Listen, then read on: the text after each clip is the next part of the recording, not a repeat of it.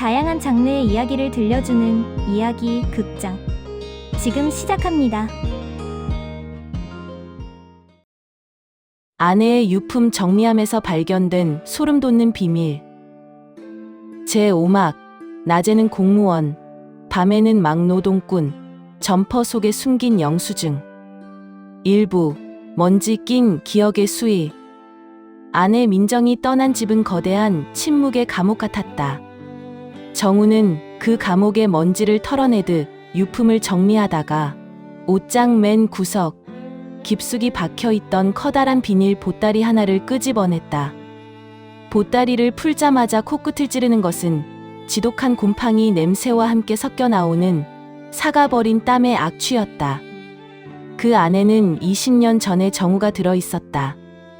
파란색 나일론 소재의 작업용 점퍼, 소매 끝단은 이미 달아해졌고 앞주머니 부분은 무언가에 긁힌 듯 길게 찢어져 서툰 바느질로 꿰매져 있었다.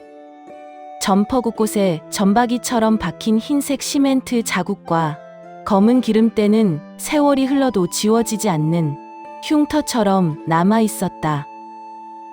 이걸 왜 안 버리고 간 거야, 민정아? 왜 하필 이 옷을? 정우는 떨리는 손으로 점퍼를 만졌다. 주머니 안으로 손을 넣자 손끝에 닿는 자잘한 것들이 있었다. 낡은 사탕 껍질, 누렇게 변색된 대리운전 호출 명함들, 그리고 이제는 글씨조차 흐릿해진 약국 영수증. 이 소박하고 초라한 쓰레기들이 정우에게는 그 어떤 유물보다 무겁게 다가왔다. 이 점퍼는 2000년대 초반 정우가 가장이라는 이름의 큰 책임을 지고 삶의 전쟁터에 입고 나간 그의 전투복이자 수치심의 수의였다. 2부 2001년 무너진 성벽과 가장의 추락. 2001년은 정우의 인생에서 가장 잔인한 해였다. 평생 성실하게 살아온 구청 공무원이었지만 믿었던 친구의 간곡한 부탁에 서준 빚보증 한 장이 그의 삶을 송두리째 뒤흔들었다. 친구는 야반 도주했고 정우의 집 대문에는 빨간 압류 딱지가 선명하게 붙었다. 하루아침에 그는 빚더미에 앉은 파산자가 되었다. 설상가상으로 초등학생이던 막내딸 유진이가 학교 운동장에서 갑자기 쓰러졌다. 진단명은 희귀성 심장 질환. 당장 수술하지 않으면 생명이 위험하다는 청천벽력 같은 소식이 들려왔다. 선생님, 제발, 제가 어떻게든 마련하겠습니다. 제발 우리 유진이 수술만 좀 해주세요. 제발요.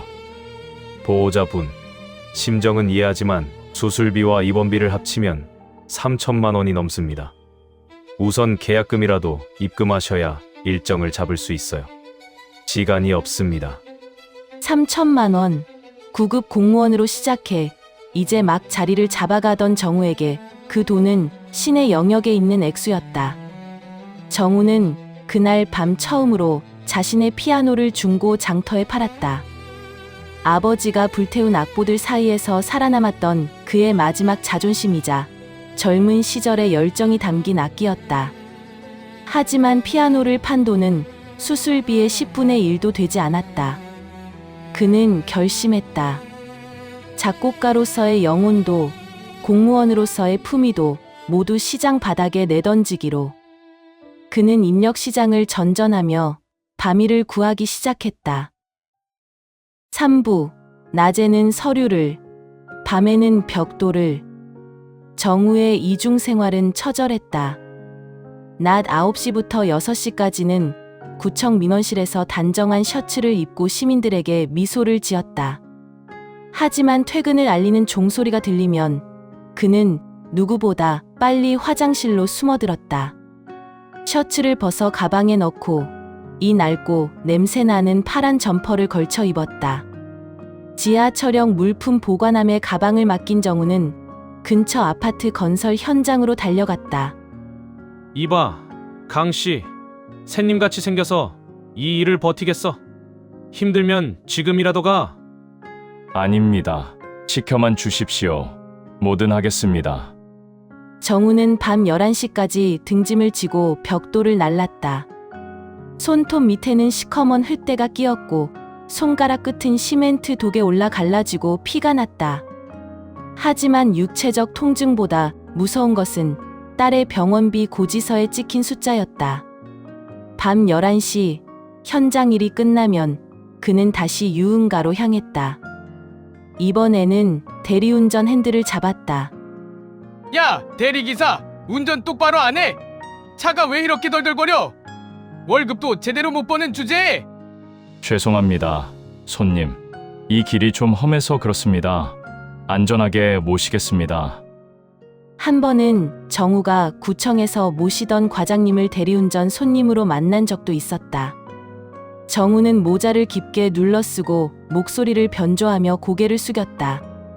과장님이 주시는 10,000원짜리 지폐를 받을 때 정우는 자신의 심장이 바닥으로 떨어져 으깨지는 기분을 느꼈다. 하지만 그는 그 10,000원을 소중히 접어 가슴 안주머니에 넣었다. 그 돈이 유진이의 심장을 다시 뛰게 할 약값이었으니까.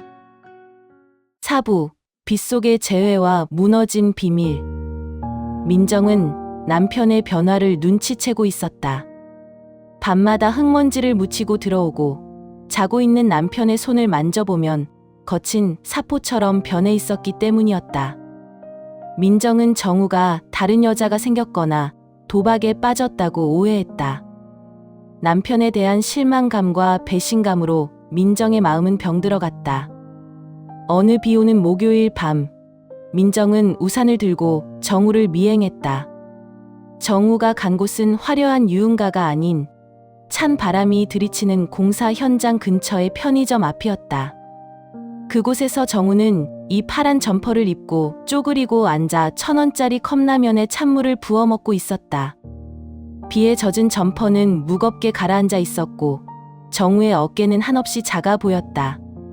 정우 씨, 당신 지금 여기서 뭐 하고 있는 거야? 이게 대체 뭐냐고. 민정아, 네가 여길 어떻게... 이게 뭐야? 이 옷은 뭐고? 이 상처들은 다 뭐야? 왜 나한테 말을 안 했어? 왜 혼자서 이 짓을 하고 있냐고. 당신, 내가 정말 미안해. 민정은 정우의 갈라진 손을 잡고 시장 바닥에서 통곡했다. 정우는 아내를 안아줄 힘조차 없었다. 미안해, 민정아. 내가 못나서 가장이라는 놈이 집도 못 지키고 유진이 수술비도 못 구해서 나 음악 같은 거 이제 생각도 안 나. 그냥 우리 유진이 살리고 싶어.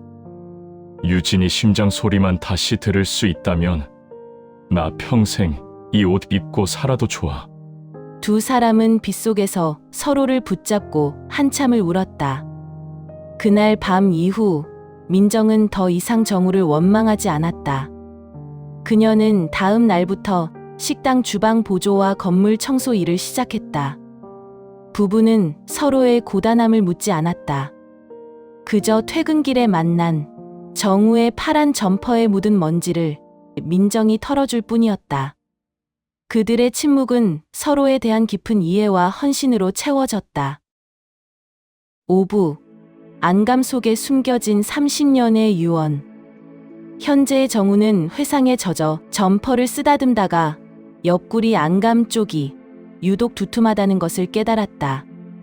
조심스레 안감을 뜯어내자 비닐로 겹겹이 쌓인 작은 뭉치가 나왔다. 그 안에는 2002년 3월 15일자 유진이의 심장 수술비 완납 영수증, 그리고 민정이 떨리는 필체로 적어둔 편지 한 통이 들어 있었다. 정우 씨, 오늘 유진이 수술비 마지막 잔금을 다 치렀어. 당신이 공사장에서 받은 일당, 새벽 대리운전하며 팁으로 받은 꼬깃꼬깃한 돈들. 내가 하나도 안 쓰고 다 모았었어. 당신은 모를 거야. 퇴근하고 돌아온 당신이 이 점퍼를 벗어놓고 잠들면 내가 그 옷에 밴 당신의 땀 냄새를 맡으며 얼마나 울었는지. 사람들은 당신을 무능한 가장이라고 손가락질했을지 모르지만 나에게 당신은 세상에서 가장 위대한 남편이자 아버지이자 그리고 작곡가였어. 당신이 내는 그 거친 숨소리가 현장의 소음이 우리 가족을 살리는 가장 아름다운 찬송가였으니까. 정우 씨, 이 옷은 당신의 치욕이 아니라 우리의 승리야. 나중에 유진이가 크면 꼭 말해줄 거야.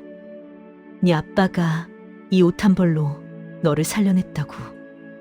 사랑해, 나의 가장 위대한 남편. 정우는 영수증에 찍힌 3,200만 원이라는 숫자를 손가락으로 매만졌다. 그것은 그가 팔아치운 꿈의 가격이 아니라 그가 지켜낸 생명의 무게였다. 민정은 정우가 이 옷을 보며 자책할까봐, 가장으로서의 비참함만 기억할까봐 이 영수증과 편지를 점퍼 속에 평생 숨겨두었던 것이다. 민정의 사육은 정우의 꿈을 죽이는 잔인한 가면 뒤에 숨겨진 또 다른 방식의 희생이었음이 밝혀지는 순간이었다. 6부 훈장을 입고 노래하다. 정우는 20년 만에 그 파란 점퍼를 다시 걸쳐 입었다. 이제는 살이 빠져 어깨가 헐렁했지만 거울에 비친 그의 얼굴에는 깊은 깨달음과 결연함이 담겨 있었다. 그는 그 차림 그대로 거실의 새 피아노 앞에 앉았다.